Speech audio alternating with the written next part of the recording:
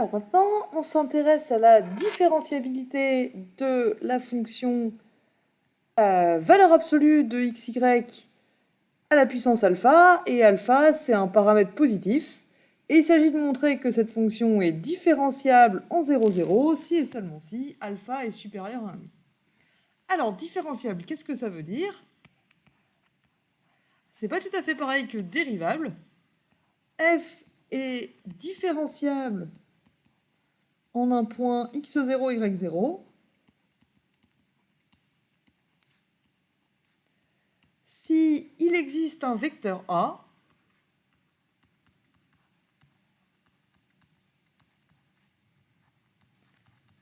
tel que, alors on a la propriété un peu bizarre suivante, f de x0, y0 plus h1, h2, h c'est un vecteur de R2 qu'on va faire tendre vers 0, moins f de x0, y0, moins produit scalaire de A avec H. Donc attention, ici, c'est un produit scalaire.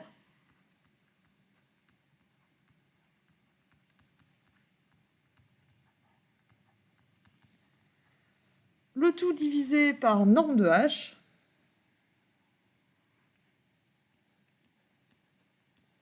Il faut que ça tende vers 0 quand le vecteur H tend vers 0, 0. H, ici, c'est un vecteur non nul dans R2.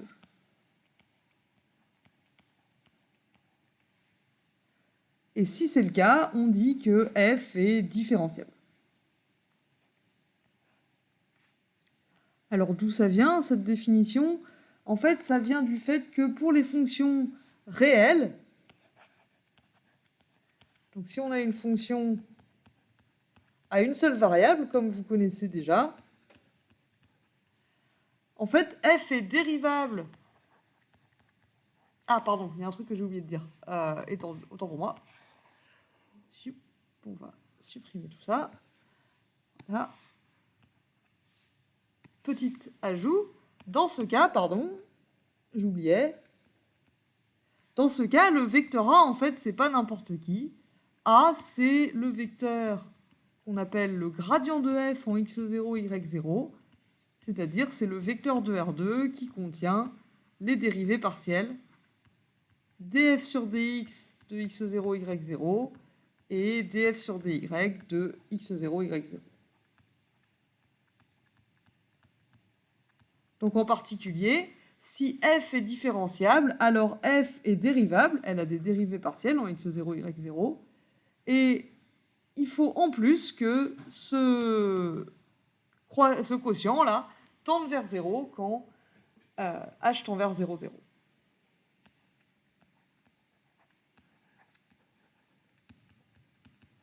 Donc si f est différenciable, f est dérivable. Et donc ce que je voulais dire il y a un instant, c'est qu'en fait ça, l'idée qu'on essaye de généraliser, c'est que si on a une fonction à une seule variable, une autre façon de dire qu'une fonction est dérivable, c'est de dire qu'elle a un développement à l'ordre 1 en x0, donc dérivable en un point x0,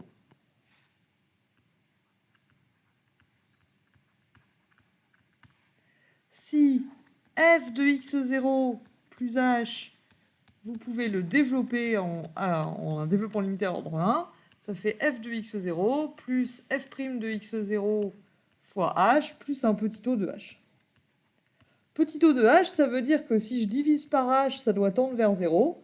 Donc ici, f est dérivable si et seulement si f de x0 plus h moins f de x0 moins f' de x0 fois h, c'est un petit o de h, c'est-à-dire si je le divise par h, ça tend vers 0 quand h tend vers 0. Et du coup, là, c'est ce qu'on a fait. On a f de x0, y0 plus h, moins f de x0, y0, plus... Alors, on ne peut pas faire le produit, mais on peut faire le produit scalaire de gradient f avec h. On ne peut pas diviser par h, mais par contre, on peut diviser par norme de h. Et il faut que ça tende vers 0 quand h tend vers 0. Donc c'est ça l'idée qu'on essaye de généraliser. Alors allons-y, ici on a la fonction f de xy égale valeur absolue de xy puissance alpha. Pour pouvoir voir si ce quotient tend vers 0, il faut déjà que je sache qui c'est a, sinon j'aurais du mal à calculer. Et je sais que a, si ça existe, si le vecteur a il existe, ce sera forcément le gradient. Donc la première chose à vérifier, c'est est-ce que f a des dérivées partielles en 0, 0 du coup ici. Donc étape 1, dérivée partielle.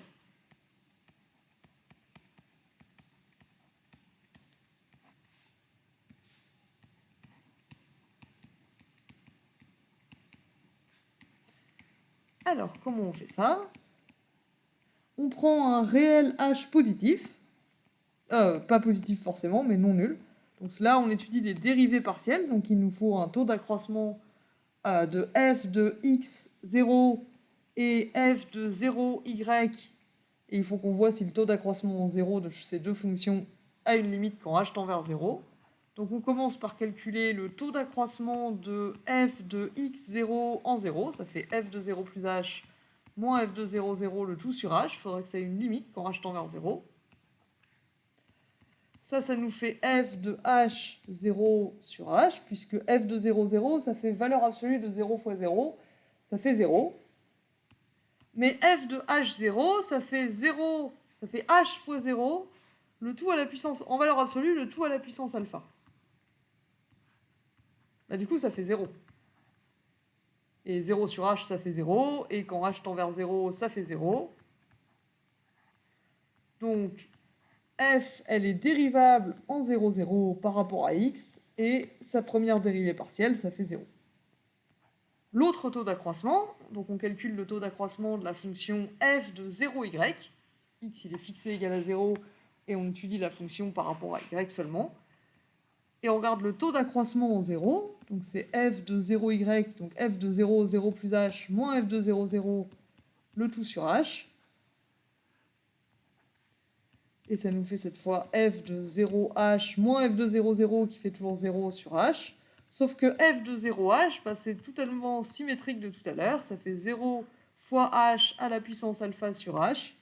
Ça fait 0. Et quand h tend vers 0, bah, ça continue de faire 0. Et ça, c'est donc df sur dy de 0, 0. Donc f est dérivable en 0, 0. Et son gradient, bah, c'est le vecteur df sur dx de 0, 0, df sur dy de 0, 0, c'est-à-dire c'est le vecteur nul.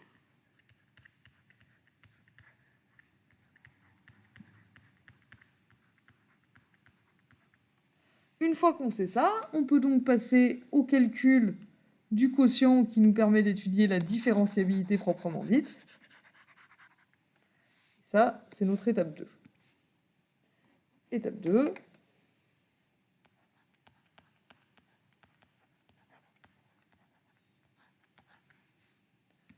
On prend un vecteur de R2 non nul. Et pour que f soit différenciable, f est différenciable en 0, 0, si et seulement si le quotient f de 0, 0 plus h,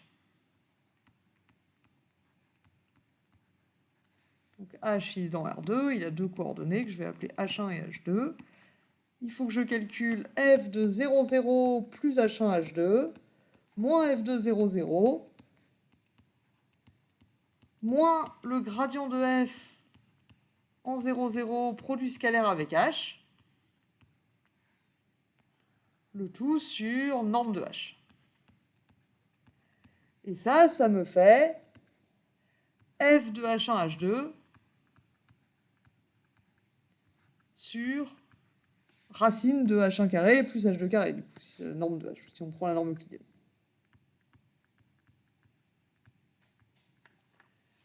C'est-à-dire, ça me fait h1, h2 en valeur absolue à la puissance alpha, divisé par racine de h1 carré plus h2 carré. Et la question, c'est est-ce que la limite de ce truc-là, quand h tend vers 0, 0, ça fait bien 0? Donc je vais l'appeler g de h1, h2.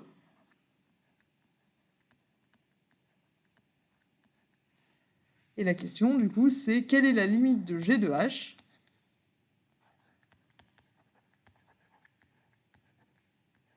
quand h tend vers 0, 0, est-ce que ça fait 0? Si ça fait 0, f est différenciable. Si ça n'existe pas et que... si ça n'existe pas ou que c'est pas 0, f n'est pas différentiable. Alors ce qui tombe bien, c'est que on a un outil pour étudier les limites de fonctions en 0, et pour voir si ça fait 0, c'est les dérivées partielles, les coordonnées polaires, n'importe quoi. En coordonnées polaires, valeur absolue de g de h,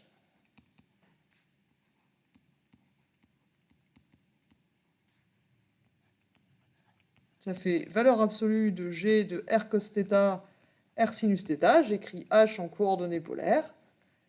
Ça me fait donc valeur absolue de r cos θ, r sinus θ, le tout à la puissance alpha, donc ça fait r carré cos θ, sinus θ, puissance alpha, divisé par racine de R2 cos carré θ plus R2 sinus carré θ, donc racine de R2 cos carré θ plus sinus carré θ, ça fait 1. Et comme R est positif, racine de R2, ça fait R. Racine de H1 carré plus H2 carré, si on écrit H en coordonnées polaires, ça fait R, c'est la définition de R. Ça nous fait R puissance 2 alpha fois cosinus θ sinus θ puissance alpha, sauf que lui, il est plus petit que 1, puisque cos θ et sinus alpha et sinus θ c'est plus petit que 1, puissance alpha, comme alpha est positif, c'est toujours plus petit que 1. Donc tout ça, c'est plus petit que R à la puissance 2 alpha moins 1. Donc si 2 alpha moins 1 est positif, c'est-à-dire si alpha est supérieur à 1,5,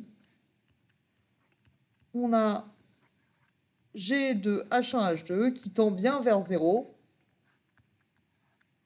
quand H tend vers 0, 0. Puisque dans ce cas-là, ça tend vers 0 si H1, H2 tend vers 0, 0. Donc, je vais écrire un peu plus en détail. On a R 2 alpha moins 1 qui tend vers 0 quand R tend vers 0 plus.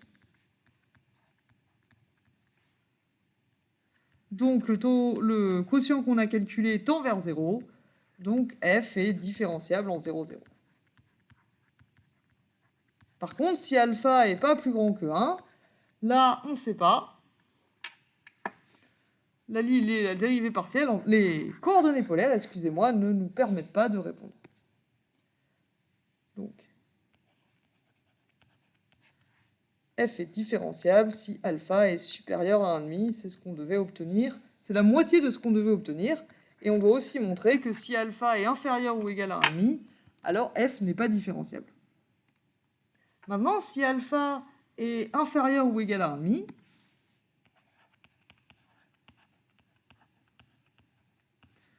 on a... Si on prend gamma 1 de t égale t0, c'est une courbe qui passe par 0. Et g de gamma 1 de t, ça fait valeur absolue de t fois 0 puissance alpha sur racine de t carré plus 0 au carré. Ça fait 0, puisque lui, il fait 0. Donc ça tend vers 0 quand t tend vers 0. Et si on prend gamma 2 de t égale t, alors gamma 2 de t, gamma 2 de 0, ça fait 0, 0, donc c'est bien une courbe qui passe par 0. Et g de gamma 2 de t, ça fait t fois t, donc t carré à la puissance alpha, donc ça fait t puissance 2 alpha sur racine de t carré plus 0 au carré. Donc ça fait t puissance 2 alpha divisé par... pardon, c'est valeur absolue de t à la puissance 2 alpha. J'ai oublié valeur absolue. Divisé par valeur absolue de t, donc ça nous fait valeur absolue de t à la puissance 2 alpha moins 1. Sauf que si alpha est inférieur ou égal à 1,5, ça c'est soit négatif, soit nul. Donc ça tend vers Oh pardon, ici c'est pas un 0 au carré, c'est un t carré. Et donc ici on a racine de 2, valeur absolue de t, donc là on divise par racine de 2, ce qui change rien au fait que tout ça, ça tend vers 1 sur racine de 2 si alpha égale 1,5, parce que dans ce cas-là, le 2 alpha moins 1 il fait 0 et t puissance 0 ça fait 1. Et plus l'infini si alpha est inférieur à 1,5, dans tous les cas ça tend pas vers 0. Donc si alpha est inférieur ou égal à 1,5, G n'a pas de limite en 0, 0. Et donc f n'est pas différenciable en 0, 0.